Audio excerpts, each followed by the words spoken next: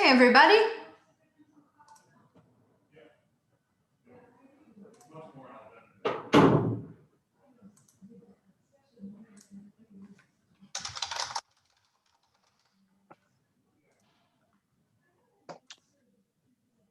Just to give you guys a heads up, we do have one attendee. Like to test audio and video before we get started. Joan will get the testing experience.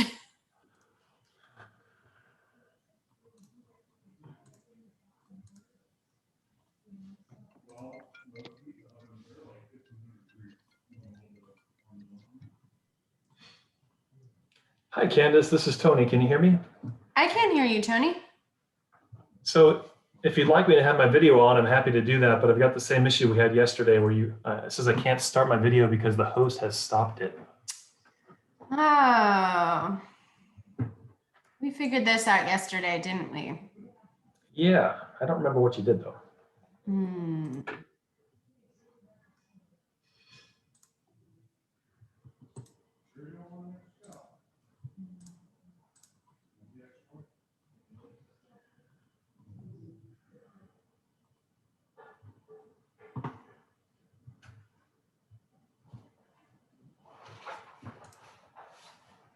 Try that now, panelists. Cam, are you logged in twice? There we go. Huh, looks like I am. Not sure what that's about.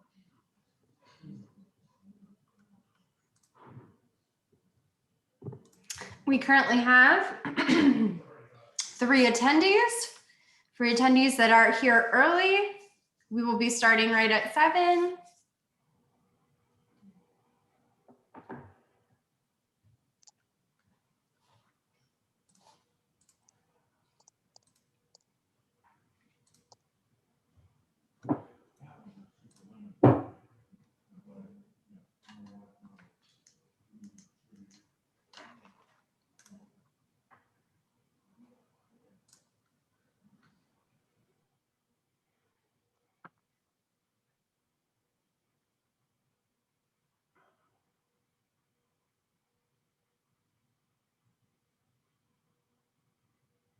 Tony, I've been doing the Enphase battery sales training.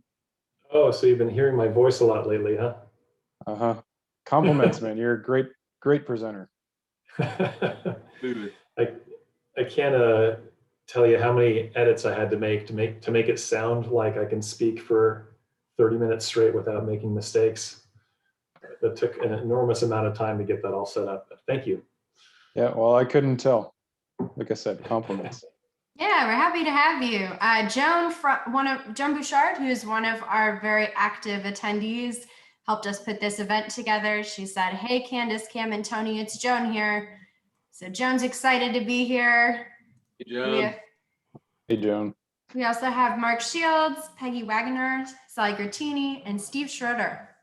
See some past clients in there. Hey, Steve. Hi, guys.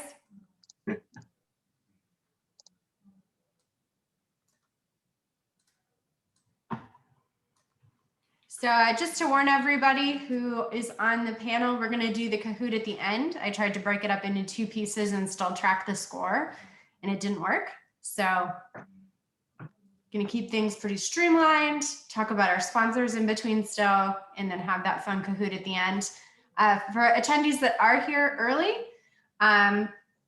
if you want to get ahead of the game, you can Google what a Kahoot is, K-A-H-O-O-T. It's how we're going to do our quiz at the end. That's going to allow you to win a prize potentially.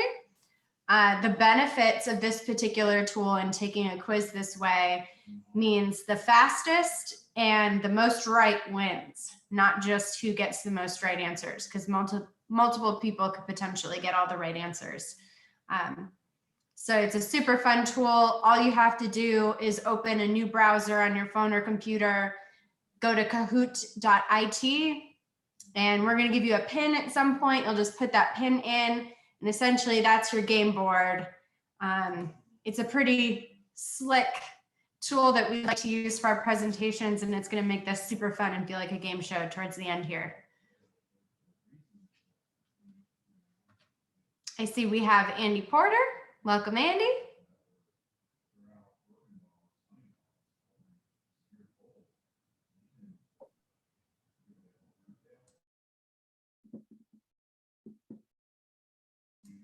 So last I checked, we will have close to 60 attendees. So that's a pretty good number. If everybody finishes their dinner in time, they can really join at any time. So if some of your friends haven't RSVP'd, make sure to text them right now. Let them know that they can still register for the event. Can pull up the link right now. That would get them to the right page quickly.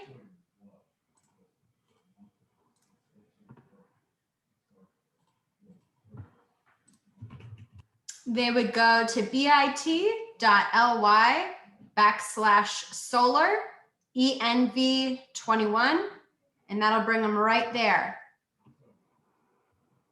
Joan asked, do you need to do the Kahoots on the same device? And also, hello, Brian.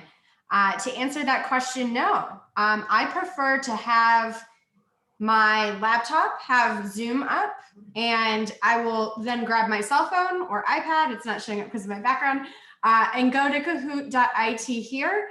The icons are big enough where you should be able to see them on an iPad or on a phone. If you're fancy and have 2 laptops, that's the ideal situation. But even if you don't have 2 devices with you today, you can still have a great time shouting out the answers. If all of you have not attended a Zoom webinar of this format before, the Q&A section that you'll see at the bottom bar is where you can ask some of the questions. There's also a chat feature that you should be able to select either all panelists or all panelists and attendees.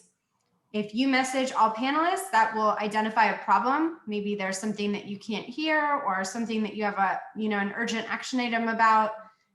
Just message all panelists in the chat and I will, as the moderator, catch that and take care of it. And then all questions can be saved at any time in Q&A, and we're going to get to those at various points in the presentation.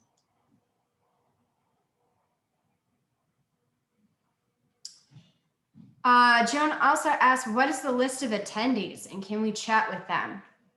I believe you have the option in the chat when you click to, and then there's a little button with a downward arrow. If you click that, that's where you can send your messages to specific people. There's specific panelists, all panelists and attendees, and I believe you should be able to scroll through all attendee names there. We have about 16 attendees. We're going to give it a couple more minutes and start maybe at 7:02, give people some time.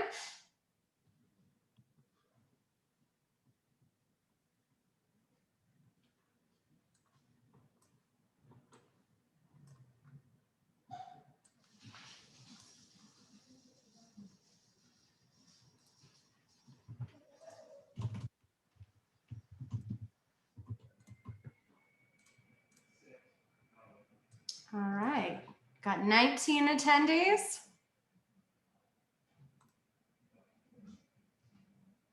So just to give people a heads up who attended our previous event, I don't know if you knew this, but we are recording this event so that people who can't make it can still see the recording. So if you want to share this after the fact, one of our follow-up emails that will go out to all attendees and all registrants will have the recording. We also post them on the Envinity YouTube channel. So if you go to youtube.com and you look up Envinity Solar, they live forever there and they are kind of embedded in our website on our solar section at envinity.com. Those will be. Jim asked a question, is there some reason I am not seeing myself? Jim, when we're in webinar format, it is just panelists and then the presentation, and you may not be able to see yourself and all attendees. At the end, when we do more of a Q&A, I think I can turn on all video and some microphones for some questions. But we're gonna try to stick to the agenda and keep it kind of snappy in the beginning to get through some stuff and have some interactive portions later. So you should see yourself at one point. And we'll go over a couple more etiquette sections during the presentation when we intro what we're going to cover. but also thanks everybody for being here. This is our second virtual event. Super excited to see everybody. The panel looks a little different because we're onto a different topic. If anybody's interested, our next event will probably be in June, and it will be covering various types of solar financing and other ways to get solar if you're still thinking about solar.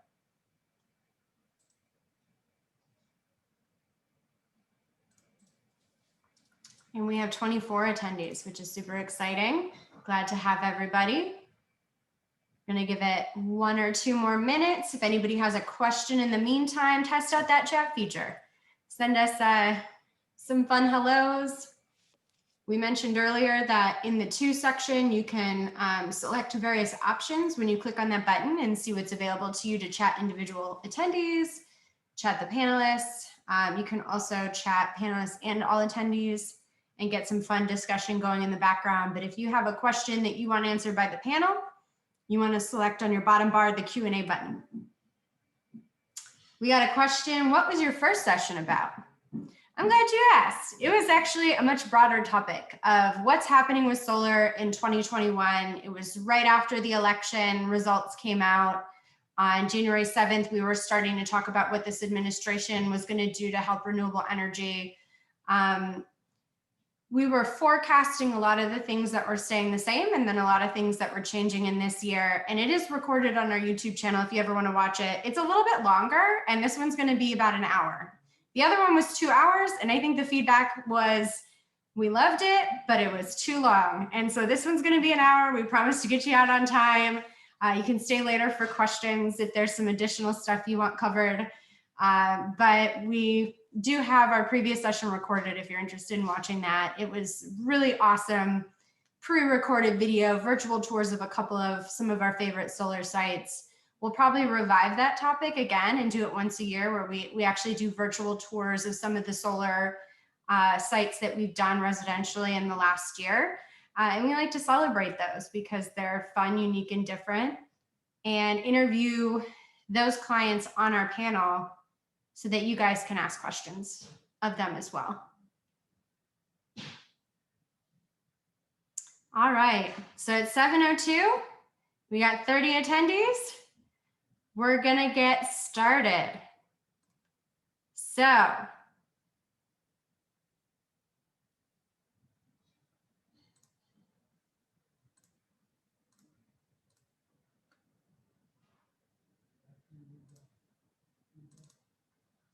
gonna go into presentation mode.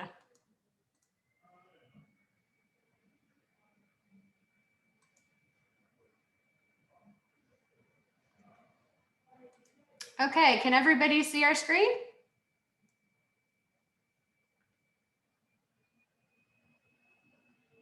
All right.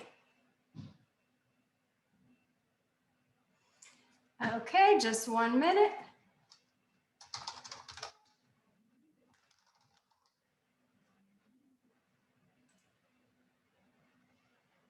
I lost a window. Please hold.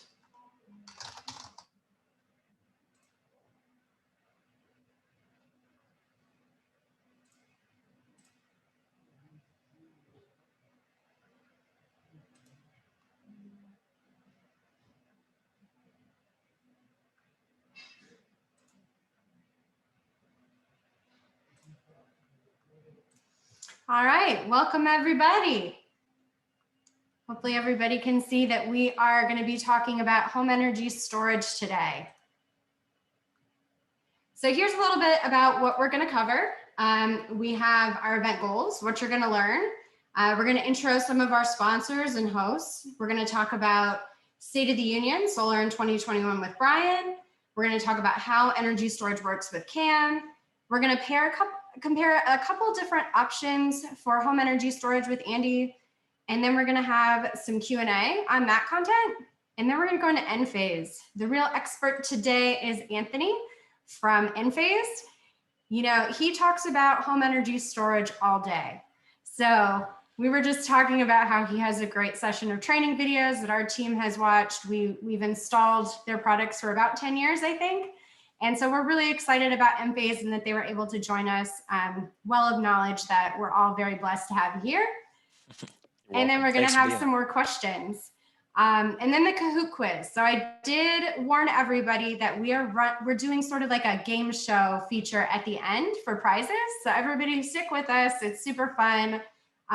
We'll explain how you can get Kahoot going, but kind of have an idea that you should have a second phone or another browser window open on your laptop so that you can play along with that later.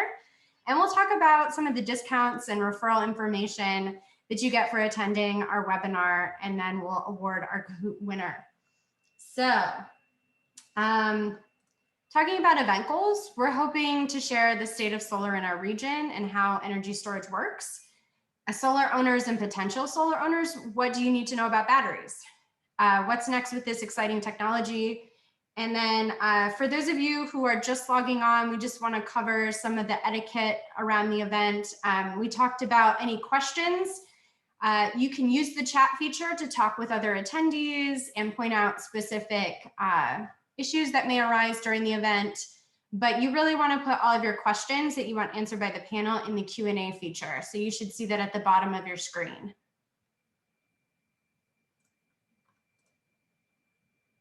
So I'm going to intro some of our panelists. Or actually, Cam is going to do that. So Cam, take it away. Sure.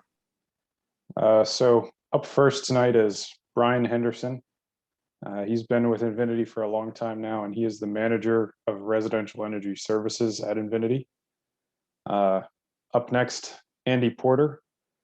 Andy, the man, the myth, the legend, lives off-grid, so he knows a lot about batteries there.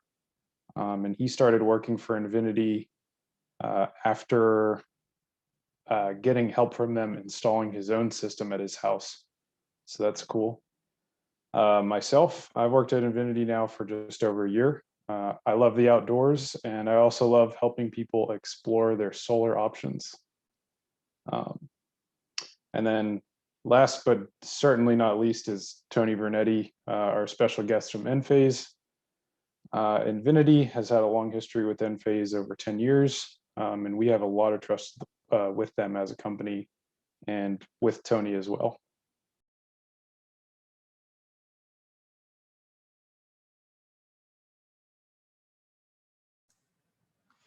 So we just wanted to share with you some of our sponsors. To become a sponsor of one of our events, there's no cost to you. If you are a part of an organization and your goals align with ours as a company to further mitigate climate change and fight for renewable energy, there's an opportunity to sponsor our next event. All you have to do is share your event in your newsletter on Facebook, try to get, member participation. We've had a variety of sponsors in our last event, and we are very appreciative for those who are continuing to support these types of events so that more information can go out into the community. And with that, I'm going to pass it over to Brian so you can learn about the state of solar in 2021. Thanks, Candace. And hi, everyone. Thanks for being here. It's nice to see everybody. And we really do appreciate the sponsors. It's incredible to have your support, and we truly are proud to support your efforts as well. So we want to take a step back and talk about a big picture idea of what's going on with solar right now. So we'll talk about a couple subjects. First of all, we'll take a look at how we're doing in Pennsylvania. We'll provide an update on the federal tax credit, and we'll take a look at some solar legislation in Pennsylvania that's got some need for public support.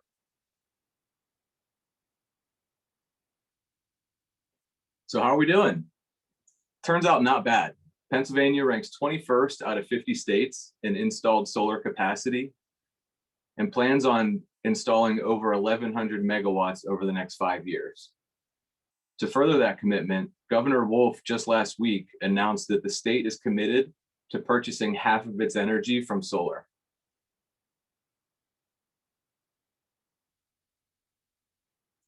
So I mentioned solar legislation, and the first piece we want to bring up is PA Senate Bill 472. PA Senate Bill 472 would enable community solar in Pennsylvania. Community solar would allow homeowners and renters to acquire solar energy from local community solar projects. This is really beneficial for people who don't have a good site for solar or aren't in a good position to own a system on their own right now. Another important piece of legislation to be aware of and potentially get behind is the need to increase the solar carve-out in the alternative energy portfolio standard. The Pennsylvania Senate and House needs to increase this. Right now, we're only purchasing 0.5% of our power from solar, and there's a proposal on the table to bump that up to 8%. Representatives like Carrie Benninghoff and Jake Corman would love to hear from you, and they would love to hear about your passion for renewable energy. We've also heard a lot lately about the federal infrastructure bill. We're really excited that the new administration is committed to rebuilding the infrastructure in this country and heading towards sustainability and renewable energy in doing so. Right now, there's not a lot of information available, but we're keeping an eye out, and we look forward to sharing that information as soon as we can.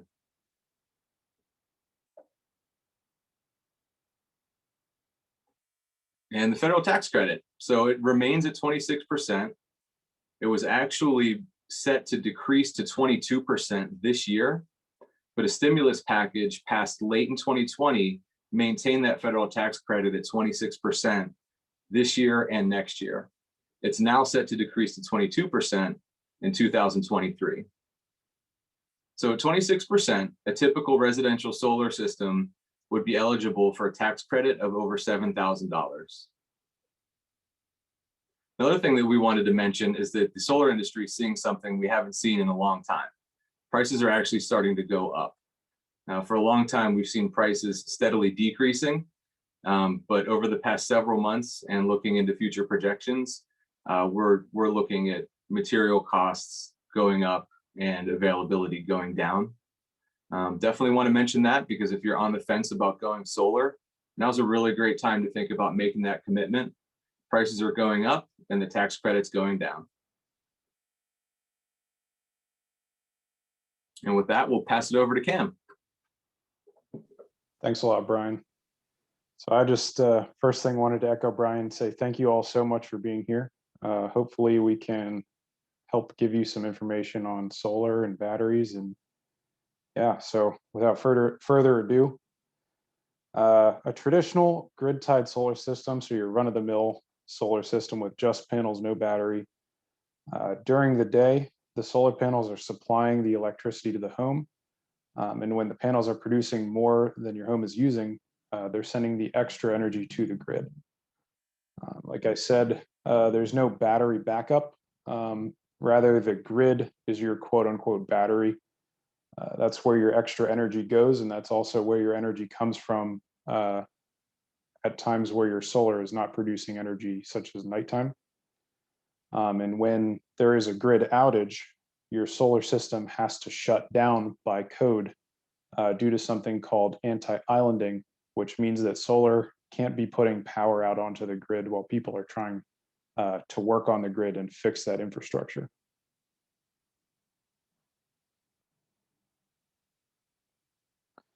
Now, so on the other hand is what's known as a off-grid solar system.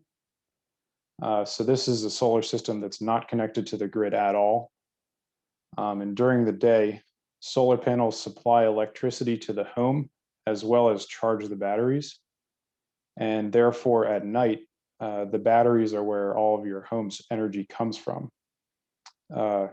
Off-grid solar systems would then be considered 100% self-generated renewable energy.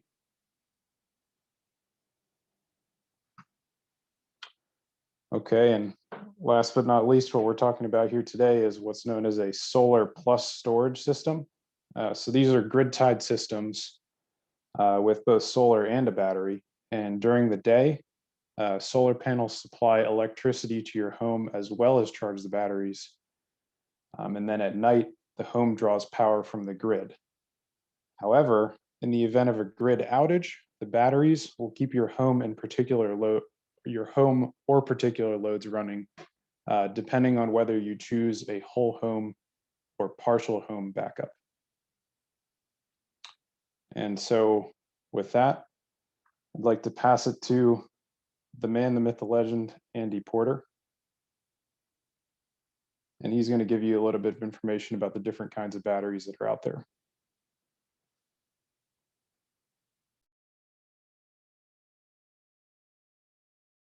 Oh, you're muted, Andy. Sorry about that. Technical glitch with being muted. Thanks everybody for being here. Really awesome to be a part of this. So as mentioned previously, I got my start with Envinity 7 years ago when my wife and I asked Envinity to help us install our own off-grid solar system. And then shortly after that, got a job working as a solar installer. So the two main types of batteries that we have are lead acid and lithium ion. My batteries are lead acid batteries. The three main types of lead acid batteries are flooded lead acid, absorbent glass matte batteries, and gel batteries. This is a tried and true technology that's been around since the 1800s. It has a lower cost, but also has less power density. So you can't discharge the batteries nearly as much as you can with the lithium ion batteries. They also have a shorter lifespan and oftentimes require maintenance. So with my batteries, once a month, I have to top them off with distilled water and equalize them to make sure that all the batteries are working properly. They also take up a significant amount of space and off-gas hydrogen. So I have to have them in a sealed box so the hydrogen doesn't build up and potentially create a hydrogen bomb in my home. So the next type of battery, and the most common one that we're seeing and that Envinity is installing today, is the lithium ion battery. With lithium ion batteries, not all of the batteries are the same. There's different chemistries within these batteries that provide higher levels of safety and long-term durability. So lithium ion is a newer technology, slightly more expensive than the lead acid batteries, but take up significantly less space, require no maintenance, and will have a longer lifespan and provide a lot more power for your home. So this next slide just shows the comparison of the two. As you see with lead acid batteries, lower lifespan, lower depth of discharge, require a lot more space, maintenance, but do have a lower cost. With the lithium ion batteries, they'll have a longer lifespan, higher depth of discharge, require less space, no maintenance, but do have a slightly higher cost. So spoiler alert, you will be tested on this later in Kahoot. If anybody wants to screenshot this, I'm gonna leave it up for like one more quick moment. So if you want to take some notes on this one, this is probably one of the most important slides about type of battery. And then we're gonna go into a little bit more in depth about modern batteries. I didn't know that you could potentially have a bomb at your house, Andy. You learn something new every day. Yeah, so I actually just reconfigured my battery box and got a new fan to be able to vent that more properly because we were getting some hydrogen leak. Wow. Okay, I'm just gonna leave this up here, and then I wanted to get through a couple questions that pertain to the last section. We don't really like have a hold slide, but we have a question. If you add energy storage to an existing solar system, do you have to re-register your system to sell SRECs? Anybody want to take that one on the panel?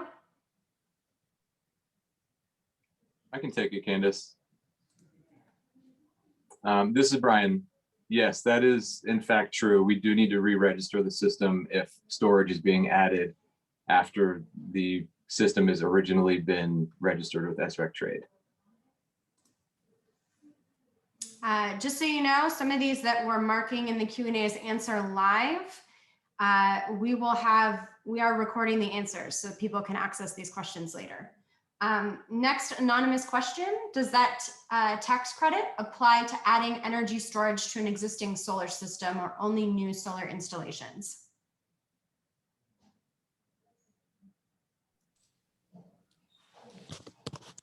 I can answer that. We just recently discussed that at a meeting at Enphase.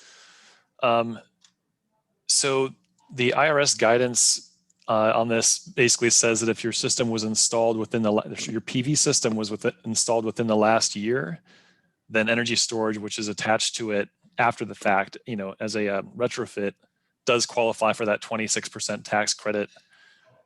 Whether systems that are, PV systems that are older than 1 year, can storage still qualify? That is being kind of investigated by SEIA. Or rather, they're trying to get clarification from the IRS. But I think generally in the solar industry, people are claiming the tax credit on battery storage. But it is a little bit unclear for systems that are older than 1 year. But curious to see if some of the other panelists have a different line on that. Thanks, Tony. This one's specifically for Andy. Andy, why do you have lead acid rather than lithium ion? So when my wife and I decided to install an off-grid system, it was going to cost us $100,000 to get power lines to our home. So we looked into off-grid solar, and my wife had a coworker at the time at Pennsylvania Certified Organic who was selling a used off-grid solar system that included the batteries, charge controller, inverter, and a couple solar panels. So that seemed like a no-brainer to invest in that initially. And we actually just recently replaced those batteries. And because we already had the space established for the batteries and understood the maintenance and everything that was involved, we decided to stick with that technology with the hopes of the next generation of batteries having the ability for more just straight up off-grid solar as opposed to grid connected with battery backup. Thanks, Andy. But after looking those batteries and throwing my back out, I think I probably wish I was gone with a single large N-charge battery. Connie has a question. How can each type of battery be disposed/recycled? Who wants to take that one? I can speak on the lead acid batteries. That is one feature of lead acid batteries is that they are able to be recycled. And maybe Tony has some good insight on the lithium ion batteries as it's a newer technology. Yeah, that's a great question.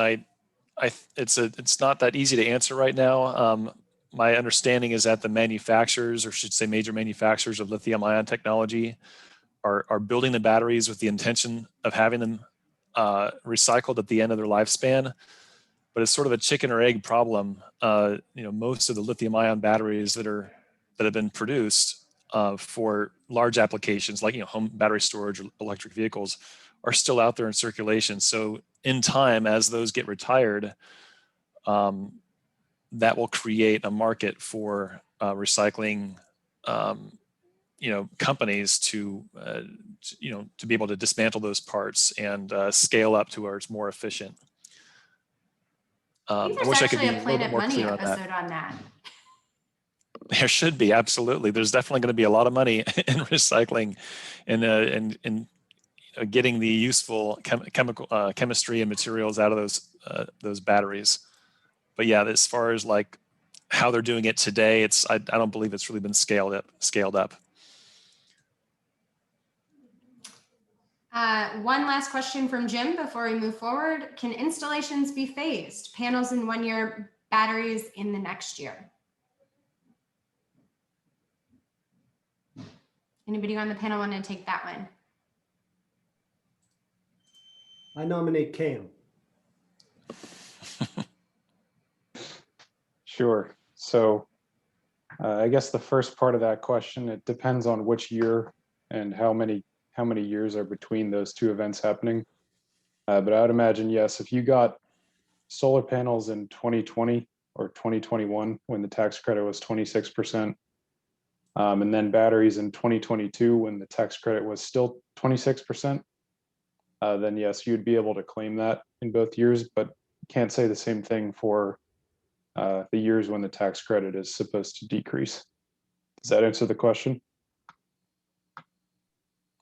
My understanding of the question is whether or not you can add batteries after you've already had the solar installed, which the answer is also yes. There's what's called AC coupled or DC coupled. So with the DC coupled batteries, it's a little bit easier or more difficult. But with the AC coupled batteries, if you already have the solar energy being converted from DC to AC, you can couple it with an AC battery. That was a great tag team effort, guys. With that, we're going to have a quick talk about our sponsors. Obviously, the Sierra Club has been very supportive of Invinity, building educational content for the community. If you don't know about the Sierra Club yet, first of all, where have you been? Second of all, they're a dedicated grassroots environmental organization inspired by and pursuing John Muir's goals to explore, enjoy, and protect the wild places of the earth. So I encourage everybody to check out their other upcoming events here. I have the link here, but I think if you just look up sierraclub.org and search for our area, you can easily find them. They do great work. Also, the Penns Valley Conservation Association. I'm sure many of you have heard of it, are members of it, a very popular organization in our region. Their mission is to serve as a steward for the natural and cultural communities in the Upper Penns Creek watershed and really preserve and honor the agricultural roots of Penns Valley by protecting and conserving waters, farmlands, forest, and rural heritage. If you are a PVCA member and you haven't gotten solar yet, you can see that they have some discounts that they have worked out with Invinity because we do have a great range of clients that have come from this organization as other climate change warriors. You can check them out at pennsvalley.net. And then last one for now, Penn Environment, also a great organization in our area, always looking for volunteers, really here to protect our environment and climate and advocate for a renewable energy powered future. So obviously they align very well with our goals as a company. Main thing is they have, this is actually an old volunteer meeting, but I believe they have a new one posted here at penenvironment.webaction.org. And you can look up our area. You can also follow them on Facebook, Twitter, and Instagram at Penn Environment. And with that, without further ado, Tony is going to tell us about Enphase. This is a brand that we love. Again, have installed for 10 years. We have great trust in this company. We can't wait to have Tony share some really great information for you guys. Thank you, Candace. Can you hear me okay? Audio's good? Okay. Well, thank you, Invinity, and to the sponsors for inviting me to participate in this event tonight. It's really great that you kind of offer this to the public to allow people to kind of get educated and learn about these technologies before making the leap. You know, as a manufacturer's representative, love having the chance to speak to all of you about some of our products. So today I'm going to talk to you a little bit about Enphase's battery backup system, which we simply call Enphase Storage. So Enphase Storage is a sophisticated battery backup system, which is designed from the ground up with the primary goal of maximum reliability. And we believe we've achieved this by using the same distributed architecture with microinverters in the batteries as we do with the solar panels. Next slide, please. As you might know, Enphase solar PV systems have one microinverter for each solar panel in the system, which allows each panel to basically operate independently from the rest. The power conversion of the system is distributed across the microinverters of the solar array rather than centralized at a single string inverter. The introduction of Enphase microinverters in 2008 transformed the solar industry because of the significant benefits to both the homeowner and the solar installer. Solar energy systems with microinverters not only produce more energy than systems with string inverters, but they're also significantly more reliable because with microinverters, there's no single point of failure in the system. Next slide. So it was natural for Enphase to use the same microinverter technology in the battery energy storage system. Since backup power is the #1 reason people invest in storage, in the event of a blackout, it's critical for the system to work flawlessly without any involvement by the homeowner. As with solar microinverters, using micros in the battery units greatly improves the reliability of the system, ensuring the owner is going to have backup power when they need it most. Next slide. Microinverters in both solar and storage provide redundancy, so that even if one micro fails, the remaining micros continue working, and the performance of the system is only nominally affected. Other solar and battery technology with string inverters are susceptible to system-wide failures if that one component fails.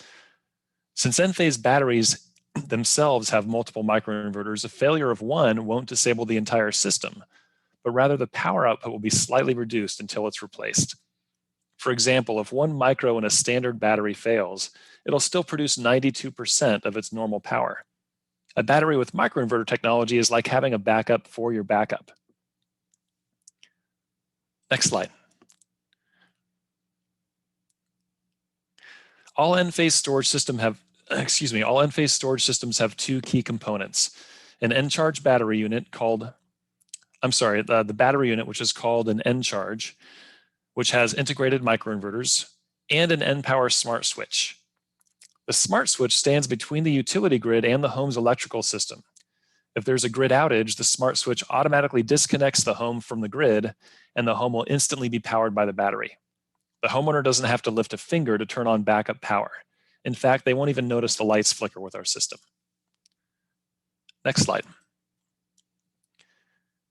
Since all Enphase storage systems are connected to a solar PV system with Enphase microinverters, the batteries can be recharged by the solar panels even if the home is disconnected from the utility. In this way, Enphase solar and storage together can provide reliable backup power day after day, provided there's enough sunshine to recharge the batteries. Another benefit of having Enphase micros in both solar and storage is the seamless integration and improved battery performance. The Enphase storage system can precisely adjust the power output of the solar microinverters to keep the battery fully charged when off-grid. Other battery systems have a very crude way of interacting with solar and work more like traffic cops, directing the solar to either stop or start, which can result in incomplete charging of the batteries and more stress on the solar inverter. Next slide. Enphase storage is one of the most modular systems available as well, as there are two sizes to choose from: a 3 kilowatt hour battery and a 10 kilowatt hour battery. Get up to 4 of the large units to power your entire home, or start small with one and have the option to add on more in the future as your energy needs evolve. Next slide. With Enphase storage plus solar, you'll have a single app to monitor and control the entire system. You'll have visibility over how much energy remains in your battery, how much energy your solar PV system has produced, and how much power your home is consuming. Knowing about power consumption is very helpful in determining how long your battery will last so that you can make informed decisions on how to reduce your consumption and extend the period of time the system can power the home without the grid. Lastly, you can control how the system operates and fine-tune. Actually, still on that slide. You can control how the battery system operates, and you can fine-tune it for your specific needs by choosing from 3 different operating modes. Select full backup mode if powering your home during a grid outage is the top priority. Or you can use savings mode if you have a time-based utility rate and you want to maximize savings. If you don't have beneficial net metering with your utility, you can also choose self-consumption mode, which maximizes the use of your own solar-generated energy. You can also set an energy reserve level for the battery to ensure that even if you're in savings or self-consumption mode, you'll always have enough energy to get you through the night if there's an unexpected power outage. Next slide. When it comes to safety, Enphase has chosen the safest and longest lasting battery chemistry available, known as lithium iron phosphate. To be clear, that's it sounds and can be confused with a lithium ion, but lithium iron is in the family of lithium iron. Now I can't say it. Lithium iron is in the same family as all lithium ion batteries, but it is, as was mentioned earlier, it's more durable. It holds its ability to hold a charge for longer than other chemistries, and it's safer. So LFP chemistry is highly resistant to fire. In fact, Enphase storage is the only system which has earned the UL listing called 9540A, and that's specifically for battery system fire safety. LFP batteries, as I mentioned, retain their capacity over time much better than other chemistries like NMC, which is commonly used by the other big brands. So that after daily use for many, many years, they're still going to be at a very high, what we call state of health. We've all had cell phones that don't seem to keep their charge the way that they used to. So a little bit more about the warranty. Even after 10 years or 4,000 cycles, the battery is still guaranteed to retain at least 70% of its original capacity. Next slide. Enphase storage is designed to be a fully automated system. We have the feature called Storm Guard, which you would set your system to if you want it to be automatically switched into full backup mode if there's a major storm approaching, which could potentially disrupt your grid power. And it'll automatically switch back to the other mode once the storm has passed. Your system will always be kept up to date with over-the-air updates as software improves and sometimes new features are released, which can be enabled with software. In the event of a grid outage, the system will instantly provide backup power without any involvement from you, the homeowner. With Enphase storage, you can rest easy knowing you've got the world's most reliable battery system designed by, supported by, and warranted by a single company, Enphase Energy. Now I'd like to tell you about a couple exciting new features that are coming out with Enphase storage. So you can go to the next slide there, Candace. So one of those features is automatic load control, which can protect the storage system from large electrical loads like pumps and air conditioners, which may overload the battery backup system, causing it to shut down. Up to 4 individual loads can be automatically controlled. Typically, you would connect non-critical large loads like air conditioners, pumps, and water heaters. Each load can be programmed to turn off if the battery gets too low. Just to be clear, it can be set to automatic mode where all these loads are automatically disconnected during a power outage. But it can also be programmed to allow those loads to turn back on once the battery gets charged up to a certain level, and then again turn off once the battery goes down to a certain level. So it's really customizable based on your specific circumstances. And it can even be programmed to only power loads if an integrated generator is running. Next slide, please. So the next mention here is Power Start. And Power Start is actually already enabled in all Enphase storage systems. This doesn't happen to be one of the new features, just to be clear.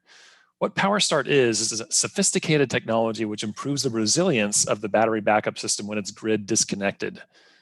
A common challenge with battery backup systems is I alluded to before, which is that sometimes large power demand spikes from some kinds of appliances can be too high for the battery system to handle, and it can cause the entire system to shut down.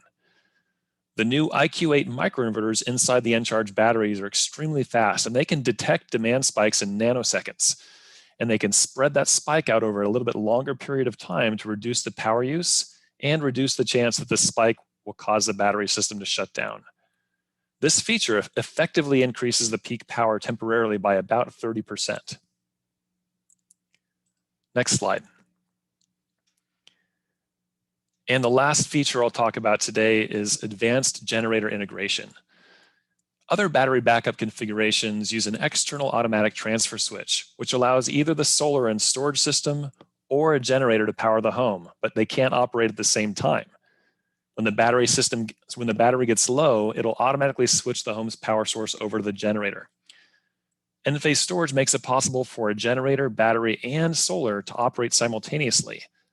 With all 3 power sources operating together and during a grid outage, the home will have the combined power to start and run large electrical loads. The generator can even be used to charge the batteries if the solar PV system isn't able to do so. This is a great feature for homeowners who require backup power at times when the PV system isn't producing much power. For instance, when there are cloudy skies due to storms or hazy skies from wildfire smoke. When a generator is combined with solar PV and a battery, you have a robust solution capable of powering a home through extended grid outages with or without consistent sunshine. So these new features, plus the redundancy of having multiple microinverters in the system, makes Enphase storage, we believe, the most reliable backup battery system on the market today. So with that, I'd like to open it up to a Q&A. And I know that some questions were typed in. I wasn't reading those as they came in. So Candace, if you want to lead this and let me know which ones or if you want to, however you'd like to handle it. Yeah, I got you. So one of our clients, Ronald Johnson, I recognize your name, Ronald, welcome, had a question, does Enphase produce off-grid capable batteries? So the current solution is not capable of being a completely off-grid system. The main reason has to do with the software. The commissioning process requires it to be grid tied. But I can assure you that Enphase is working on that actively. I don't have a date for you, but I believe within the next year, we will have a system that's intended to be a completely off-grid system where you don't even have to have a utility grid to commission and use the system. In the works. Yeah. Thanks, Tony. Another past client of ours, Nancy Parks.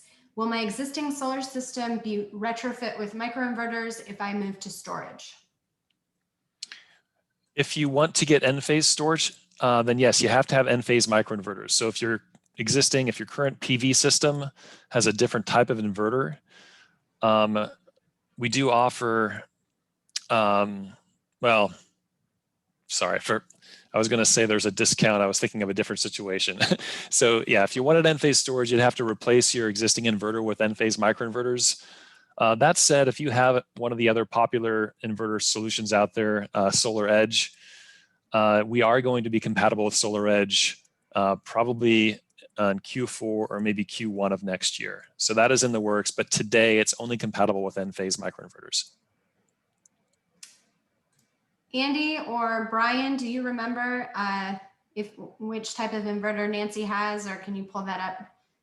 Yeah, Nancy, you have a SunPower AC module. So the microinverter is actually built into the solar panel there. Yeah, so that's a challenge. Even though SunPower, they use Enphase brand microinverters as part of their AC panel, they use a different firmware that's not compatible with our storage system. So unfortunately, you couldn't, your situation's kind of unique because you can't really take an AC panel, take the microinverter off the panel without, I'm sure, affecting the warranty of the panel, which you wouldn't want to do. So you would have to go with a different battery solution. SunPower does make its own AC battery solution that you might look into. Thanks, Tony. We have another client here, Bill. Can you use Enphase storage with existing panels like REC? So compatibility with Enphase storage is not affected or doesn't have anything to do with the solar panels themselves. It's the inverter that we're concerned about. So if you have REC solar panels connected to Enphase microinverters, then yes, you can probably connect an Enphase storage system.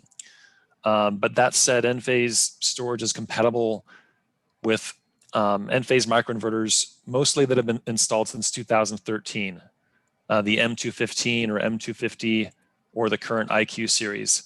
If you have a system that was installed before 2013 or in that year possibly, it might not be compatible, in which case you just have to replace those microinverters. And that's the kind of program where we offer a discount. If you need to upgrade from an older incompatible model to a newer model for Enphase storage, you can get a really, really good deal on those micros. Andy or Brian, do any of you know the specs of that project, whether you can speak to what bucket Bill falls into? I believe that he has SMA inverters, but I actually just pulled up his agreement. Yeah, he has SMA Sunny Boys. Does that impact the answer, Tony? Well, as I said before, Enphase storage is currently only compatible with Enphase microinverters, and we, as far as I know, don't have plans to be compatible with SMA.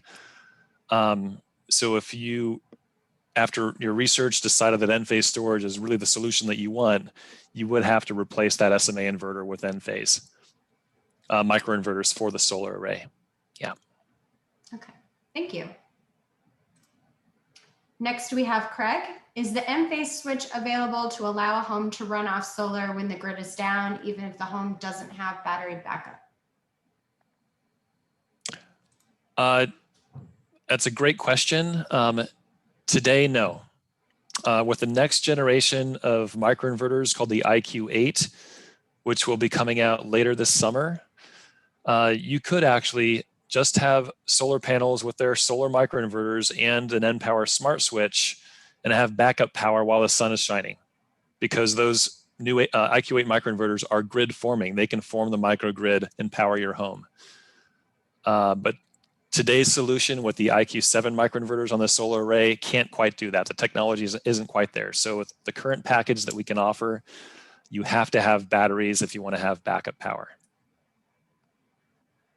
Thank you. Which there are some use cases for just having solar microinverters provide backup power, but I think the best long-term solution is to have a battery backup system so you can run your home 24 hours a day.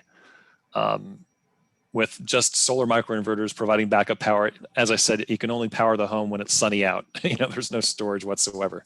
So that's kind of a downside there.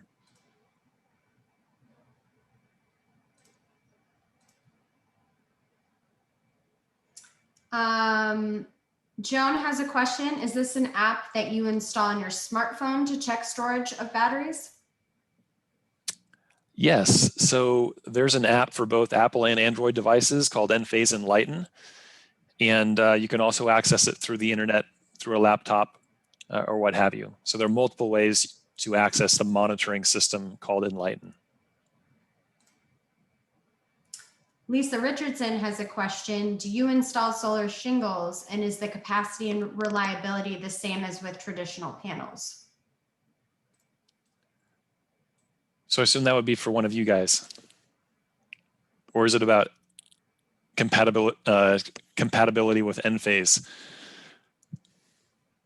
We do not currently install solar shingles. There are some that are available on the market. The reliability is yet to be seen. It seems like in our research that the efficiency of those solar shingles will be lower than what a traditional solar module will be able to provide. And not having a lot of experience with them, it's hard to know if there will be technical difficulties with them in the future. Thanks, Andy. Troy Frank has a question for Tony. What's the continuous/peak power rating of the 3 kW and 10 kW units? So let me see if I can remember these specs off the top of my head. The continuous power of the small unit is 1.28 kilowatts, and peak is 1.92 kilowatts. And for the larger unit, the Encharge 10, the continuous power is 3.84 kilowatts, and the peak power is 5.76 kilowatts.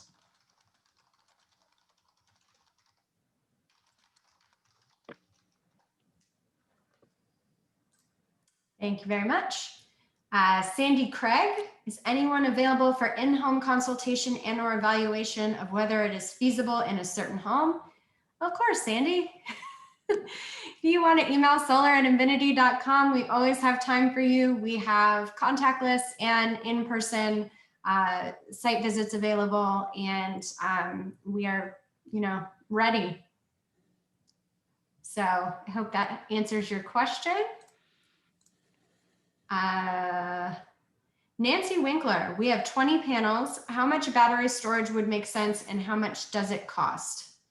I think that's a hard question to answer. I'm just going to put that out there, Nancy. I think that depends on your power that you use in your home, and there's just a lot of variables. But I think a lot of the questions on this list are looking for a ballpark figure of how much a battery costs and how much solar costs right now in general. Can we provide ranges for an average system? Does anybody feel comfortable putting a number out there? As long as everybody understands that dependent on your roof space, shading, power bill, there are a lot of variables throwing around. We can kind of give you an average of what we tend to install. Well, I'd feel comfortable answering about how much storage might be needed. But yeah, price, I would definitely recommend someone from your team to address that one. But basically, battery storage needs to be sized for two things. It needs to have enough energy to power your home for the necessary period of time. So if you're planning for multiple day power outages, typically you want it to go for at least 12 hours before it would be exhausted so it can be recharged the next day. The other factor is the amount of power it can put out at a moment in time so that it can power appliances that are running continuously and it won't get overloaded and shut down. So I'm sure that the sales team and designers at Envinity can look at your energy consumption patterns and appliances in your home that you need to run and recommend a solution. A small system would be a 10 kilowatt hour system, which is the larger unit that we have. That's actually kind of a starting point for just backing up the essential loads of your home, like refrigeration, lighting, and small electronics. But if you want to back up everything in your home and you have some large electrical appliances like air conditioning, then you would probably want to get 2 or 3 of those Encharge 10s.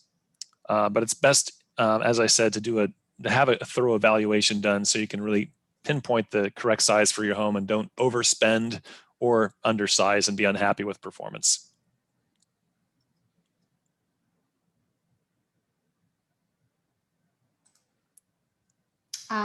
Nancy's other question was, can the battery be outside or does it need to be inside? It can be installed inside or outside. That said, it does have an optimal temperature range, and we don't recommend installing it outside in climates where it's going to be below freezing, day after day after day. That can impact the warranty, and in some cases, it impact the rate at which the battery can charge and discharge. So if you're in Pennsylvania, I lived in New York, not too far from there, for a couple of years. So I would think that it would be best to find a spot in a garage, or it's somewhat protected from the elements, where it's not going to get as cold as it would be if it was outside.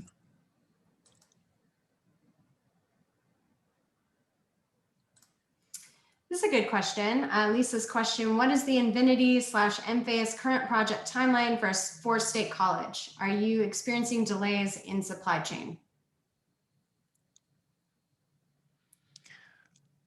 I think that's an Andy question, I think.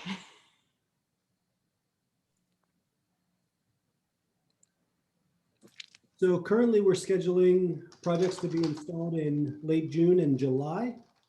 And we have Enphase batteries available from our suppliers currently with a 2-day ship time. So it is something that could be here by the time a permit and solar install are happening.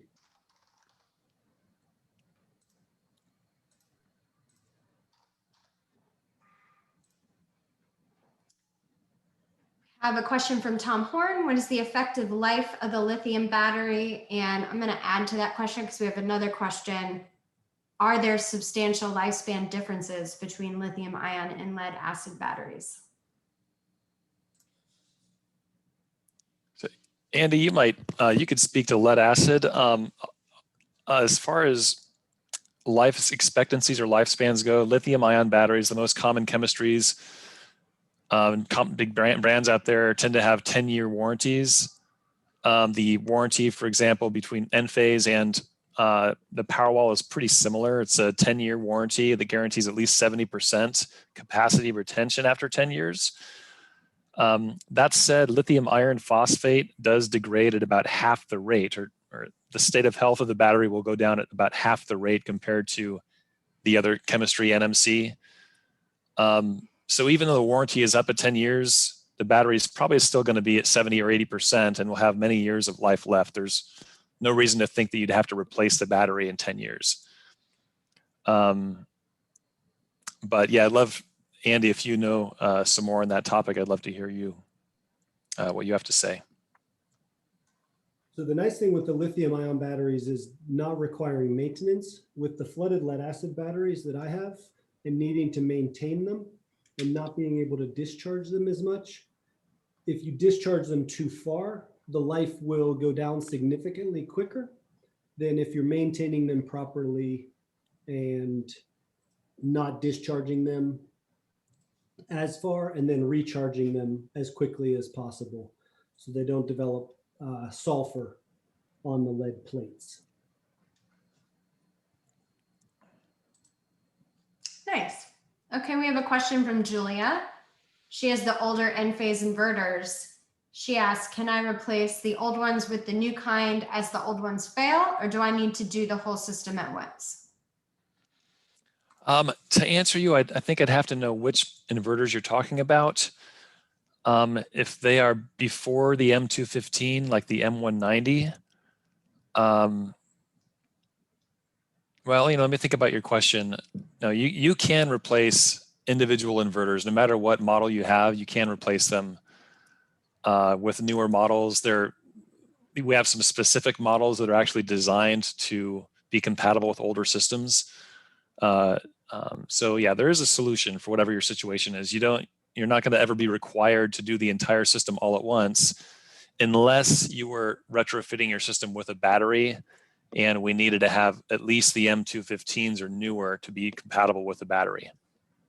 But if a battery is not part of the equation, then you could just replace them individually as needed. Thank you. We have a question from Bill. Is the battery connected to an emergency sub-panel with pre-selected circuits like a generator, or is it connected to feed the whole main panel? Good question, Bill. Yeah, it can be done either way. You can take select loads out of your main panel and put that into what you call an emergency or critical load sub-panel, whatever you want to call it. And only that panel will have power during a power outage, or you can configure it to power your entire home. So if you're powering your entire home, you want to make sure that you take into consideration, large loads that could potentially be running at the same time. If you need to power an air conditioner and an electric water heater simultaneously, then you're looking at a pretty large battery backup system. So that the main reason for doing a partial home backup or using an emergency sub-panel is to just keep the number of circuits backed up to a minimum in order to keep this battery system size on the small side. But ultimately, it's up to you. Yeah. A different Bill asks, do the batteries generate heat? So batteries and the inverters that are integrated, they're not 100% efficient. So in everything in this technology, whenever it's not 100% efficient, that means that 1 or 2% of the energy is being converted to heat when it's charging or discharging. So they do warm up a little bit. It's actually a good time to bring up one of the neat features about Enphase storage is that the cooling system with our system is passive, meaning there's no fan, there's no pump that needs to operate to make it cool or to dissipate that heat. It's just convection. Cool air comes in from the bottom, goes over some heat sinks in the batteries, and warm air goes up the top. Other systems have fans and liquid coolant systems, which we decided to eliminate because we think there are additional points of failure that would reduce overall reliability of the system.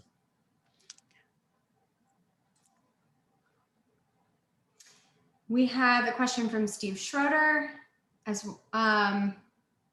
says this is not actually a question, but he would like more information on a specific topic regarding the IRS and battery backup. So we would be happy to get that to you, Steve. We're going to put that on our list to reach out to you after about what we know, what we hope to know soon, and how it pertains to your specific system, because we're familiar with that system. So we would be happy to help you. Going back to Julia, who was talking about upgrading specific microinverters at specific times, she said that her system was installed in 2010. So I don't know if that changes anything from your previous answer. So it was installed in 2010. It would have an earlier model than the M215s. So yeah, my answer still stands. You could replace the microinverters individually as you need to. But if you wanted to install Enphase storage, you would have to upgrade all of your microinverters to the current generation.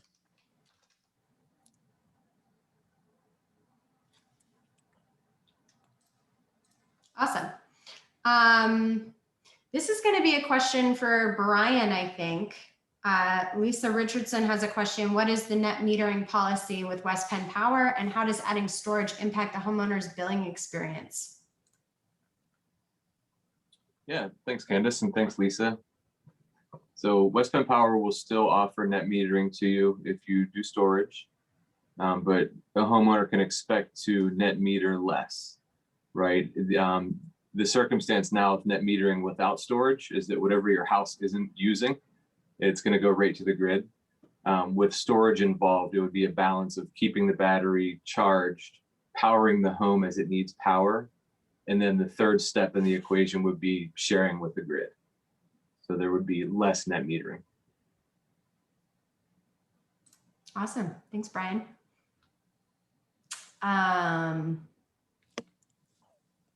This is a question we get a lot. This is from Connie. For the State College area, what is the effectiveness of solar? Such as how many days a year can a home run off solar panels and also be able to add a storage unit? So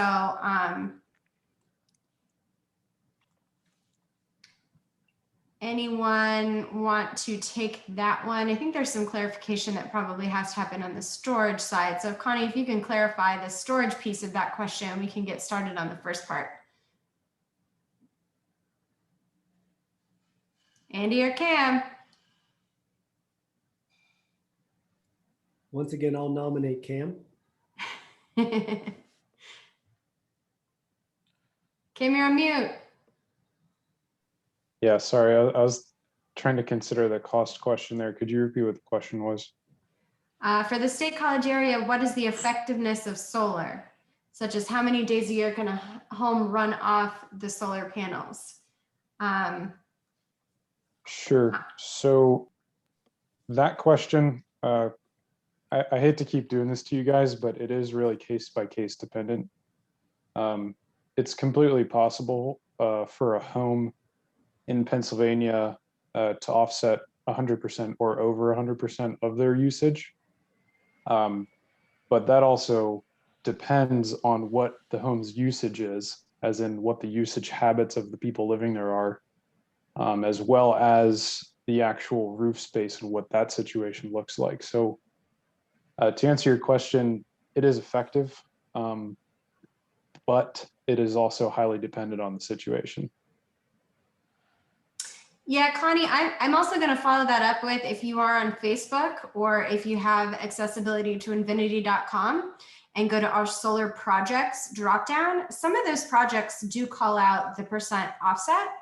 And we are posting something of a completed project, I think next Wednesday or Thursday, where the offset was over 100%. And we posted something earlier this week where the offset was over 100%.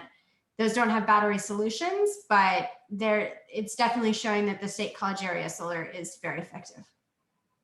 And we have a lot of clients, current clients, past clients in this chat that have solar and are interested in storage solutions that could probably speak to that in the chat feature of what they're seeing.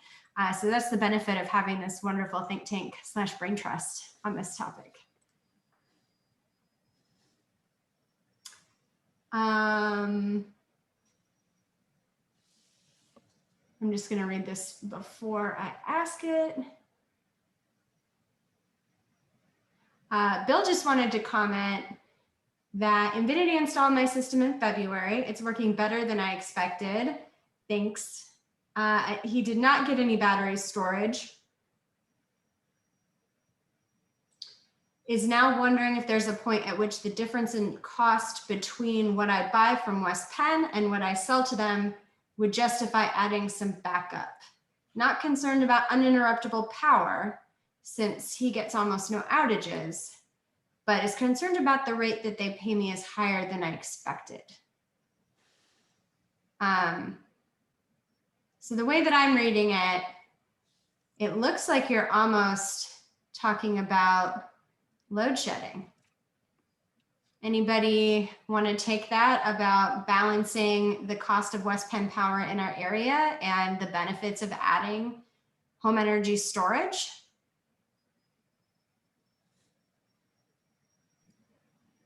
So fortunately, in Pennsylvania with net metering, you get the full value of the kilowatt hour that your solar system puts back into the grid. And so battery in that situation would be most effective as a backup. But as we've seen in places where people thought they had a reliable grid, then the grid goes out for several days and they're wishing that they had been prepared for that. So it's one of those things, you don't think you need it until it's too late.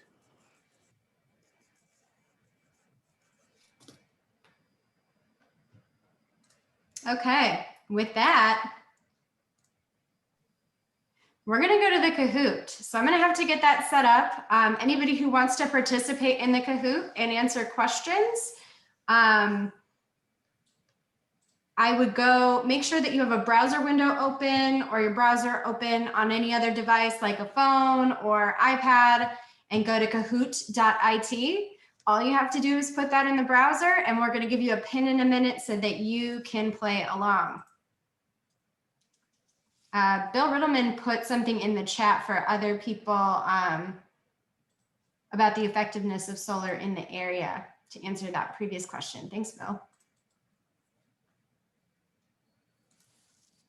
So I'm going to have to get that window set up real quick.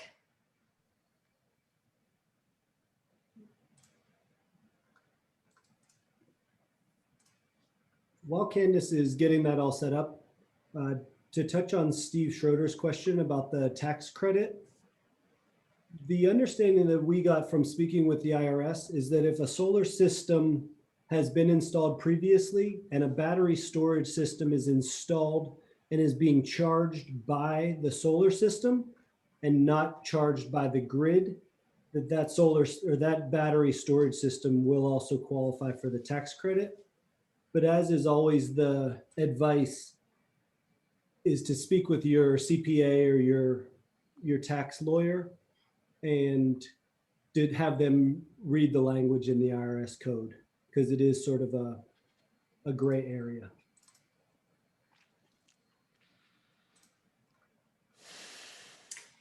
Okay, so if you have kahoot.it set up in your browser, all you need to know is enter this game pin as confirmation that you have entered the game. You should show up in this section waiting for players.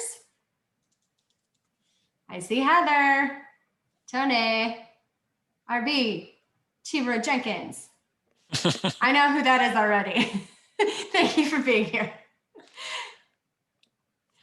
Just to let you know, at the end when we announce the winner, I'm going to need to know who is behind the username. It's on the honor system. So just letting you know that it's private right now. But if you win, I do need to know who you are. There's not a way for me to tell in the background who you are. And I would love to get you your prize.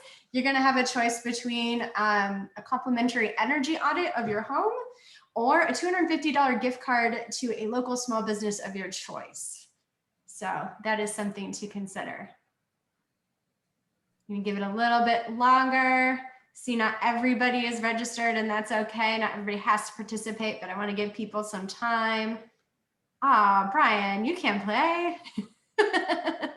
Just kidding, you can play. I probably won't put a vote in. I just wanted to make you feel better by getting more names on the board. Okay. So Candace, if we're participating and we win, that won't skew the results. You'll just pick the next person in line. Yeah, as long as I only see the top 3. So be slow if you're going to answer to give other people a chance. How about that? Goes against my competitive nature. I know, it's tough. I'm sorry. It's going to be super fun though. So another thing to know about Kahoot, for those of you who weren't here in the beginning, I just want to give you a heads up that not only the most right answers win, but it is speed. So that's why I'm telling my guys to go slower, because they probably already know the answers. So the fastest right answer will win you the most points. And then Kahoot will naturally podium you guys, so I know who the winner is. They are timed. I don't want to put stress on you, but it will time out if you don't get an answer in a specific time. So it looks like we have almost everybody. I'm gonna get started. There's music. I don't know if you can hear the music.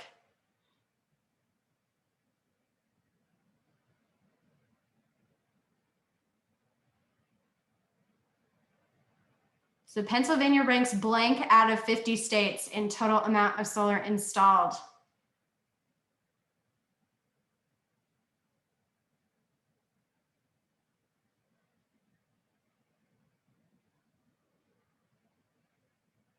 Mm-hmm.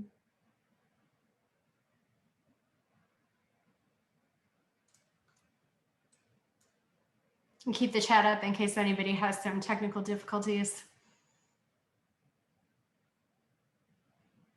So yeah, 17 people got that one right. Awesome, guys. That was a good test. Right now, we're like loading scores here. Looks like RB is in the lead, followed by Luke R, Heather, Julia, and Mike. Good job, guys. Keep going on to the next one. The current federal tax credit of 26% covers what?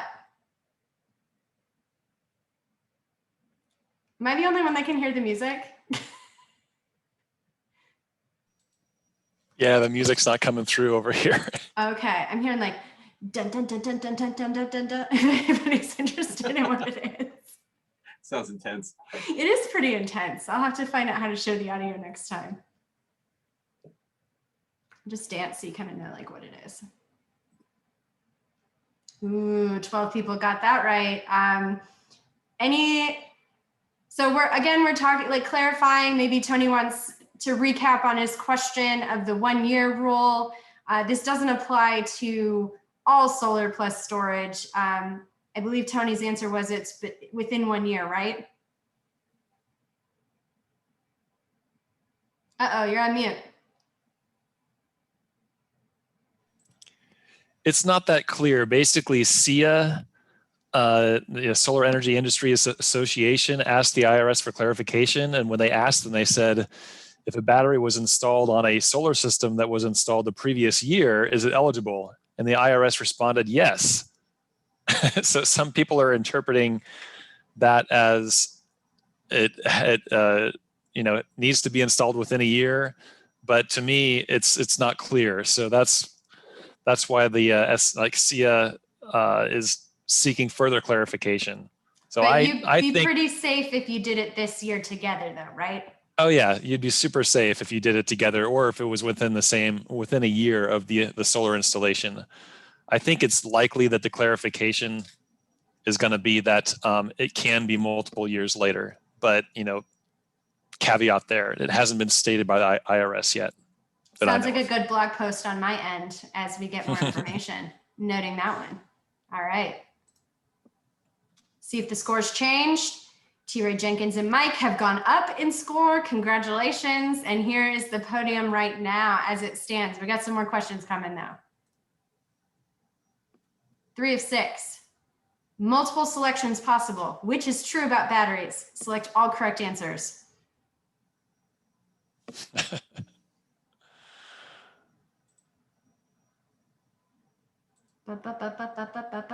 Just a little theme music for everybody.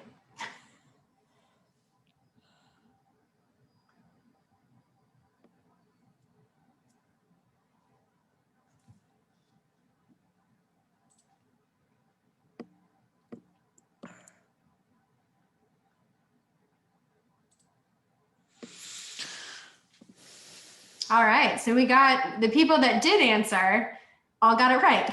So that's good. If you took a screenshot of that previous thing, I warned everybody to take a screenshot about that table from Andy's presentation. You're in luck. It finally, came to your benefit. See if anything changed in the scoreboard. T-Ray Jenkins coming in hot, climbing the board. Also Bill and Nicola.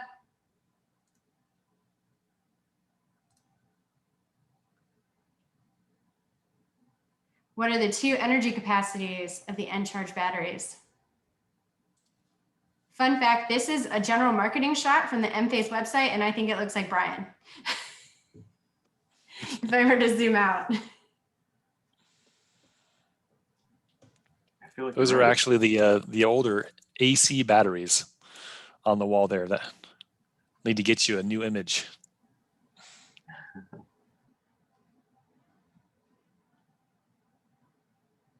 Yep, almost everybody got that one right. Luckily, somebody had a question that probably brought that back. Ooh, Heather climbing the ranks. True or false? The benefit of multiple microinverters and a backup battery is that there's not a single point of failure. 50-50 chance on this one, guys.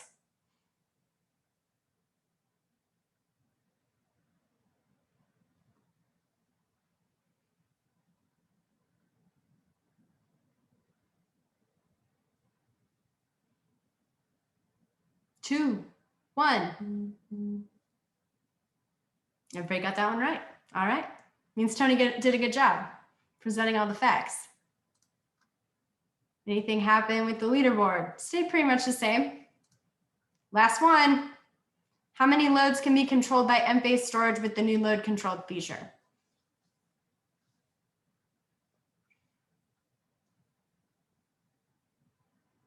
Mm-hmm.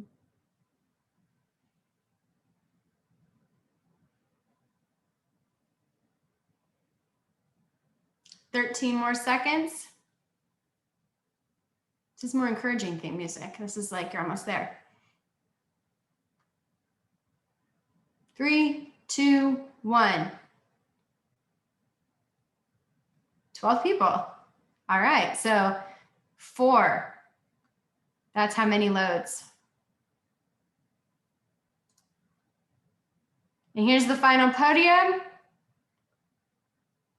Third place, Nicola. Second place, Julia. T-Roy Jenkins. Congratulations. I now need to know in chat who T-Roy Jenkins is. I think I know, but it's always good to confirm. Is that Troy Frank? Yeah, okay, it's Troy. Awesome, Troy, good job. Attending all of our virtual solar tours, finally coming in handy. All right. Gonna close that window.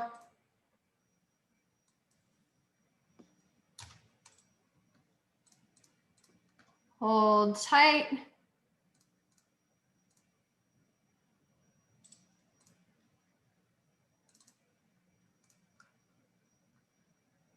Oh no. Went to the beginning. We don't want to go to the beginning. I'm gonna fast forward real quick. And this is kind of like our closing statement. I'm gonna congratulate Troy. So I'm gonna pass it over to Cam to talk about what you can do after this presentation to continue to fight climate change and to learn more information. Cam, take it away. Sure, Candace. So yeah, what you can do, pull up the camera app on your smartphone, scan this QR code, and that'll let you sign up for a no pressure solar chat with one of us on the screen. Probably me or Andy. Not me. Yeah, another QR code for you guys. If you take our survey and fill that out, it'll help us cater these events more to what would be most helpful for everybody.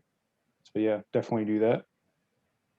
Yeah, you will also get this in the follow-up email after the event that's going out if anybody is feeling like this is going by too fast. We're definitely going to make sure that you get all this information and you'll have a link to the recording. So no pressure if things go by a little bit fast. Also, I asked the guys to do a Bitmoji, and I just want to call out that this is Cam and his new dog.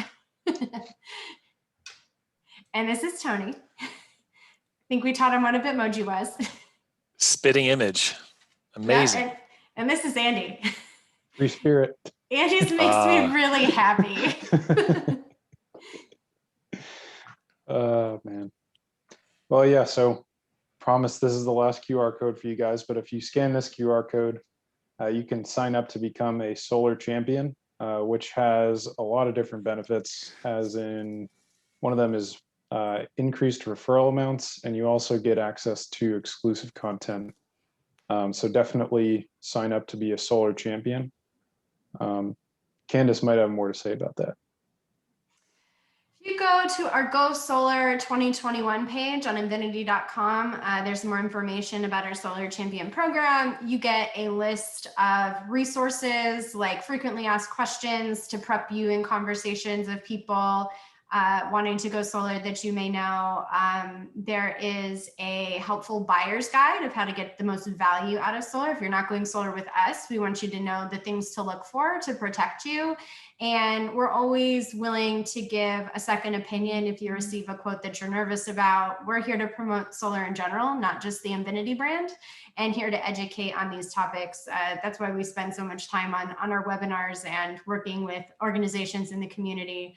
So if you have any questions, you can email us at solar@envinity.com or go to envinity.com and explore that content. We're constantly changing it.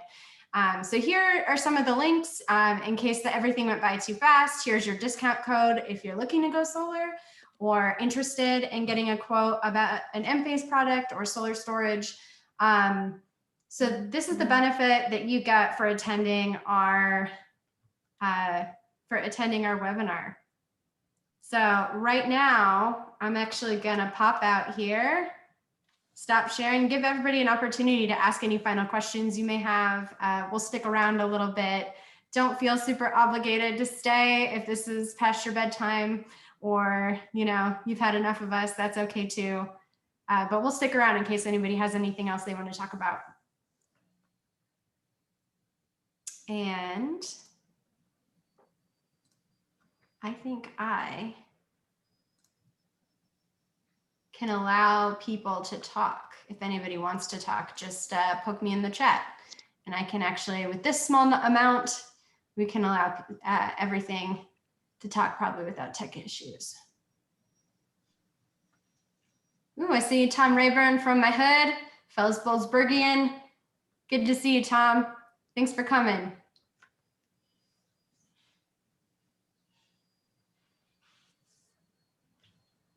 So Candace, I remember we had a few questions earlier about a ballpark cost for the Enphase batteries. And if anybody is around that's still curious about that, I feel like I could ballpark perhaps like a baseline for that system. So when it comes to a partial home backup, as Tony mentioned, basically the smallest that you can go is with one Encharge 10. And with that, you would also need the nPower Smart Switch. So both of those pieces of equipment together would cost a hair under $15,000.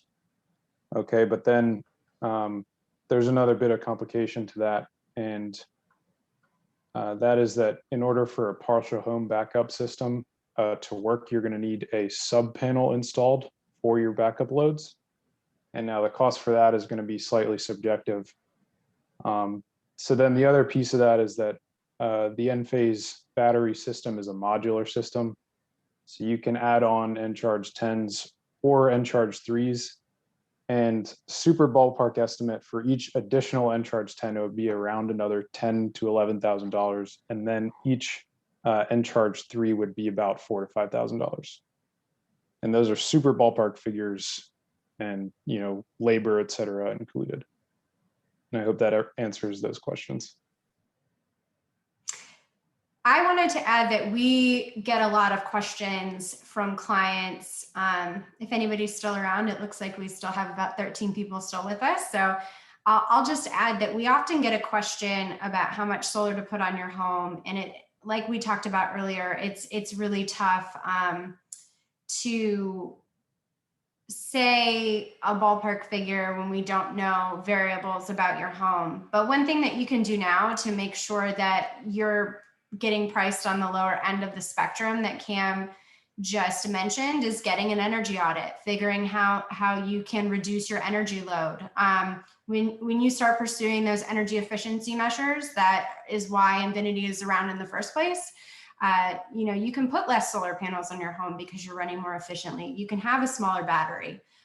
If you're not focusing on energy efficient measures and really some lifestyle changes, probably some stuff that you may not notice in your everyday life once you start doing them, you know, that does affect pricing. And we normally tell people who are just being introduced to Envinity to get an energy audit. And Brian can speak more about that.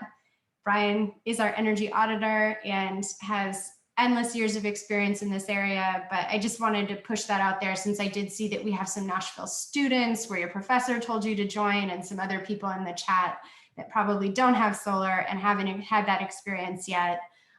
We hope that you do, but you know, obviously the education portion is big for us. So Brian, anything you want to add there? No, good job, Candace. I'm happy to take any questions though.